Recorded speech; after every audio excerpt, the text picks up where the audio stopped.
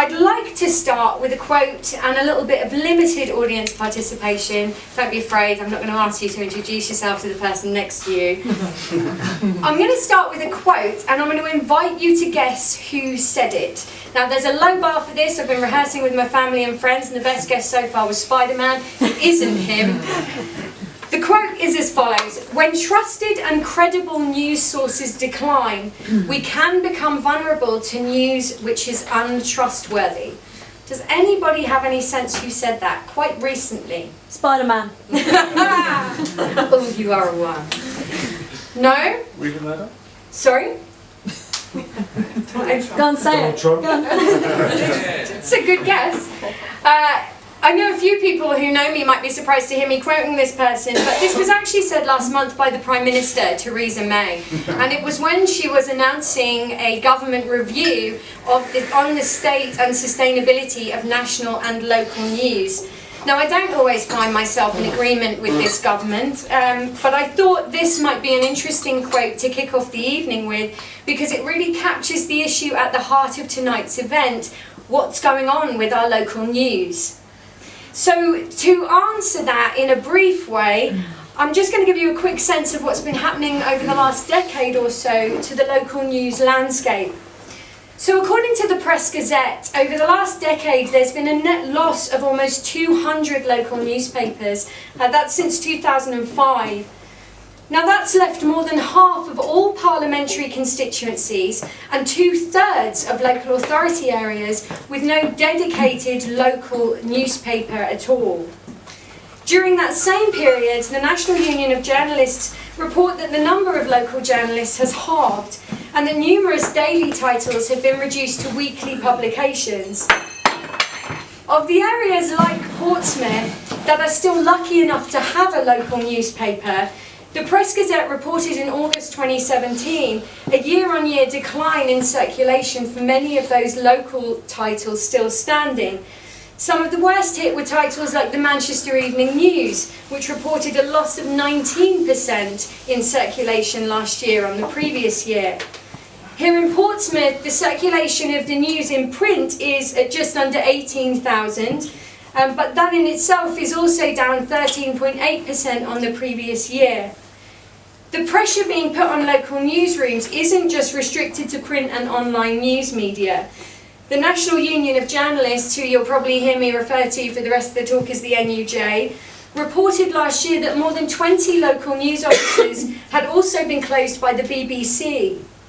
So what do these losses actually mean for local news and for our local communities? Well, some of the losses, as you know, in people buying newspapers in real life are made up for by people accessing the news on websites.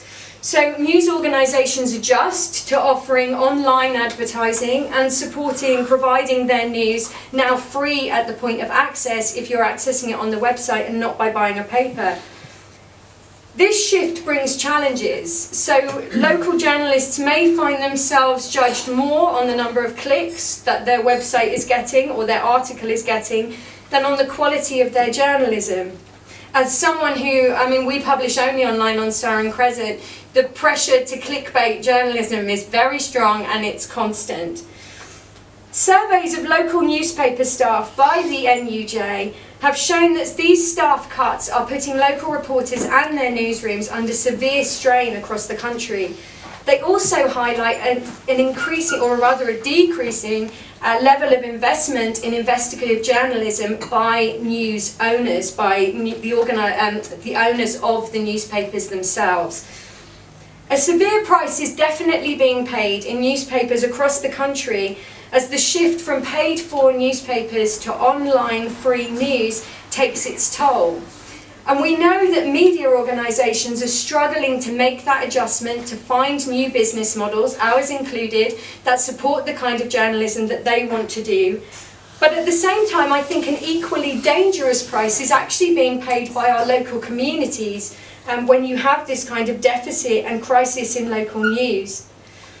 In its campaign, Local News Matters, which I'd really recommend you go and have a look at, it's run by the NUJ, they highlight the importance of local news in just one short sentence.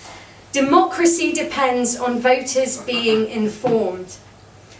The local media plays a vital role in informing local communities and local residents about the actions of their democratic institutions, like the council, of their politicians, be they councillors or MPs, of local businesses, charities, all of the organisations that make up local power structures in essence. It's vital to hold these politicians, these organisations, to account for the decisions that they make. The NUJ have also highlighted research that shows a link between poor local news coverage and participation in local elections. And I think what all this adds up to is that it's in all our interests to ensure that Portsmouth has a vibrant and diverse local news landscape, particularly in the current period of rapid political, social and economic change, when we're seeing so many divisions often spring up around us. Now this is very much where Star&Crescent came in when Tom and I launched the website in 2015. We were concerned about the impact of the challenges I've outlined to you already on the city, and in particular we were concerned about news coverage, and particularly political news coverage in the city, which can often duplicate the official lines of people in power over the voices of local critics, communities and citizens. As a result, we felt that there are voices from the local political and social spectrum that are missing from the mainstream media, and that the absence of those voices, particularly in the current climate, can feed social and political divisions that are becoming more and more familiar to us, both in local communities and across the UK. Now, we made the decision very early on to not have advertising on the website. That was an easy one for us, fundamentally because we believe that it undermines our editorial independence. It would also instantly have put us in competition with many other local media in the city who are exceptionally good at what they're doing, which we didn't want, but I'll return to that before I finish. So instead, we created Star&Crescent as a not-for-profit social enterprise model, and we became a community interest company, which is exactly that kind of structure, in December last year. So although we've been running for the last 3 years quite informally, the move to becoming an actual social enterprise and an organisation in its own right hopefully gives us a lot more scope to increase what we're doing already. So Star&Crescent has made it our mission to act as a platform for missing voices and for stories and issues that may not be covered at all or may not be being covered in depth by the local media. And we do this in 2 key ways. The first is that we work directly with local residents, organisations, activists and campaigners to bring those voices and those stories to local audiences. Now, I have to be honest with you, I'd love to tell you that was the master plan all along, but it really wasn't.